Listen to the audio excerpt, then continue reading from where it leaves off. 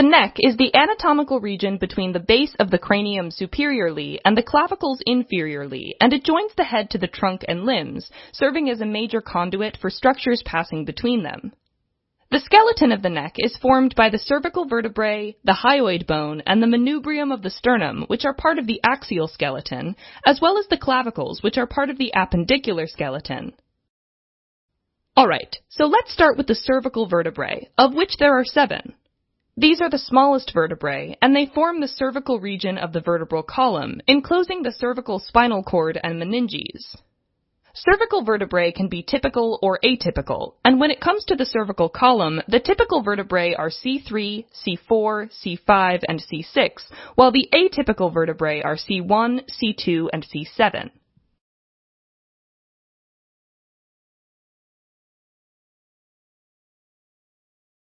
Okay, so all typical vertebrae have a vertebral body, a vertebral arch, and 7 individual processes. The vertebral body is situated anteriorly, and it's small and longer from side to side than antero-posteriorly. It has a concave superior surface and a convex inferior surface. These surfaces are the vertebral end plates, which help form the intervertebral joints together with the intervertebral discs and the adjacent vertebra. On the superior surface, there's an elevated superolateral margin called the uncus of the body, or the uncinate process. Next, there's the vertebral arch, which is located posterior to the vertebral body and is formed by 2 pedicles and 2 laminae. The pedicles are short, thick processes that project posteriorly from the vertebral body to meet the laminae, which are 2 broad, flat plates of bone that unite in the midline and complete the vertebral arch. The vertebral arch and the posterior surface of the vertebral body form the walls of the vertebral foramen, through which the spinal cord and its meninges pass. The vertebral foramen is rather large and, in the cervical region, triangular. Next up, superior and inferior to the pedicles, there are shallow depressions called vertebral notches. When the vertebrae articulate, these notches align with those on the neighboring vertebrae and form the openings of the intervertebral foramina, through which the spinal nerves emerge from the vertebral column. Finally, each typical vertebra has 7 processes that arise from the vertebral arch: a spinous process, 2 transverse processes, and 4 articular processes. So, the spinous process is located in the middle and projects posteriorly and usually inferiorly, typically overlapping the vertebra below. Interestingly enough, even though spinous processes are typically unified, meaning they end with a single tip, C3 to C6 spinous processes can also be bifid, typically in individuals of European heritage. Next, there are the 2 transverse processes, which project laterally and end as 2 projections called the anterior and posterior tubercle, which serve as muscle attachment points. The transverse processes of C1 to C6 also have a hole called the foramen transversarium, which serves for the passage of the vertebral arteries and veins. The foramen transversarium of C7 only houses small accessory veins, and it can be absent. Finally, the 4 articular processes, 2 superior and 2 inferior, arise from the junctions of the pedicles and laminae, and each has an articular surface or facet. The superior facets are oriented supero-posteriorly, and the inferior facets are directed infero-anteriorly. The superior and inferior articular processes articulate with the corresponding processes of the neighboring vertebrae to form the zygapophyseal joints. These joints determine the type of movement permitted and restricted between the neighboring vertebrae of each region, and also they keep the vertebrae aligned, preventing one vertebra from translating or slipping anteriorly on the vertebra below. Now let's switch gears and look at the atypical vertebrae, called so because they have different characteristics from the other vertebrae. First, vertebra C1, also called the atlas, is a ring-shaped bone that doesn't have a body or a spinous process. So, instead of a body, it has paired lateral masses that serve as a body and sustain the weight of the globe-like cranium, just like Atlas of Greek mythology, who bore the weight of the world on his shoulders. The transverse processes of the atlas arise from the lateral masses, so these processes are placed more laterally than those of the inferior vertebrae. This makes the atlas the widest of the cervical vertebrae. Now, the lateral masses have two superior, concave, kidney-shaped articular surfaces. These surfaces articulate with two large cranial protuberances on either side of the foramen magnum on the occipital bone to form the atlanto-occipital joint. The movements permitted in this joint are flexion and extension. Think about headbanging at a rock concert, and a small amount of lateral flexion and rotation, like when you look over your shoulder.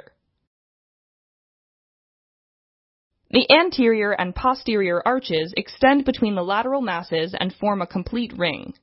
The anterior arch has an anterior tubercle and a facet for the dens, and the posterior arch has a posterior tubercle and a groove for the vertebral artery. On the anterior arch, there's a tubercle for the transverse ligament.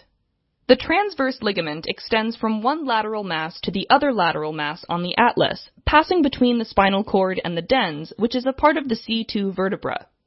Speaking of which, the C2 vertebra is also called the axis because it has a blunt, tooth-like dens or odontoid process.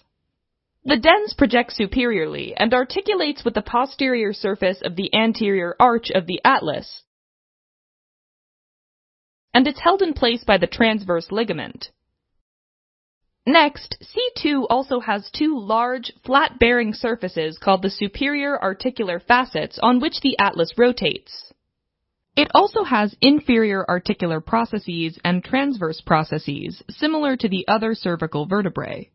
Now, C2 also has a large bifid spinous process that can be felt deep in the nuchal groove, which is the superficial vertical groove at the back of the neck.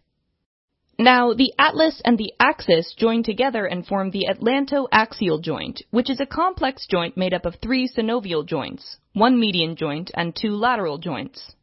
The lateral joints consist of the lateral masses of atlas and axis, while the median joint is between the posterior surface of the anterior arch of atlas and the front of the odontoid process. The primary movement in this joint is rotation, or moving the head side to side, known as the no movement. Finally, C7 is also called the vertebra prominens because it has a long spinous process.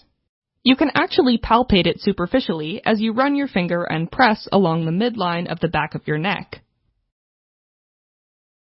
Let's take a quick break and try to identify the features of a typical vertebra, as well as identify the three atypical vertebrae based on their features.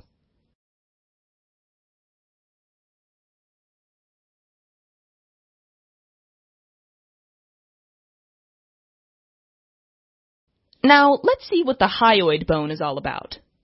This one is a U-shaped, mobile bone located in the anterior part of the neck at the level of C3 vertebra. Specifically, it sits in the angle between the mandible and the thyroid cartilage.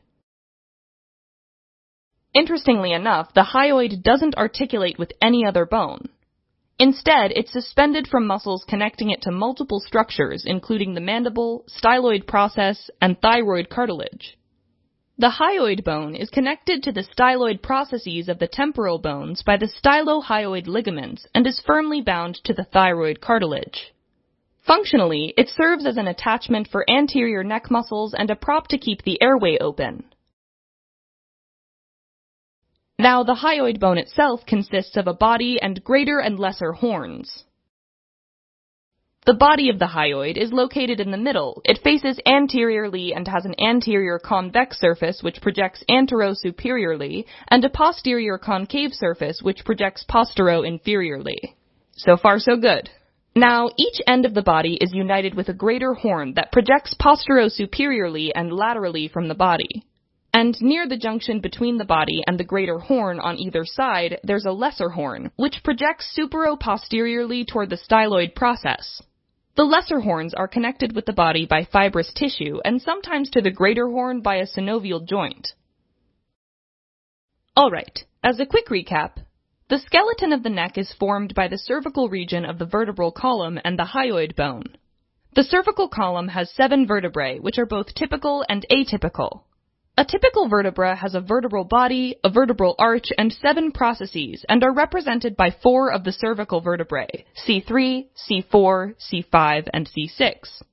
An atypical vertebra has some unique characteristics that help differentiate it from a typical vertebra, and the cervical column has 3 of these vertebrae: C1 or atlas, C2 or axis, and C7.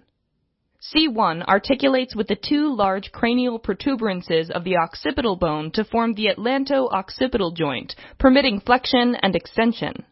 C1 and C2 articulate to form the atlanto-axial joint, permitting rotation or moving the head side to side, known as the no movement.